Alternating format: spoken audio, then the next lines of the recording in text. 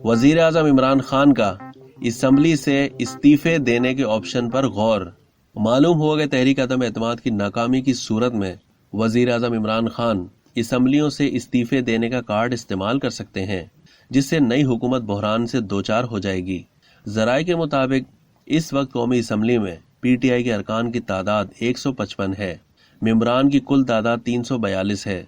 जराये के मुताबिक वजीर आजम इस तजवीज़ पर संजीदगी से गौर कर रहे हैं कि तहरीक अदम एतमाद की नाकामी की सूरत में PTI के तमाम मेंबरान असम्बली मुस्ताफ़ी हो जाएं। अगर PTI और उनके इत्तेहादी, जो अगरचे अब तादाद में कम रह गए हैं, अगर कौमी असम्बली से मुस्ताफ़ी हो जाए तो नई हुकूमत का चलना मुश्किल हो जाएगा। इतनी तादाद में ज़िमनी इलेक्शन कराना भी मुश्किल होगा।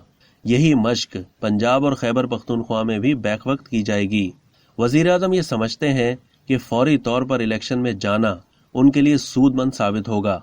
खैबर पख्तूनख्वा के बल्दियाती इलेक्शन के हालिया नताइज उनके लिए हौसला अफजा हैं। इमरान खान को इंतखाबी मुहिम के लिए अमरीका मुखालिफ बयानिया मिल गया है।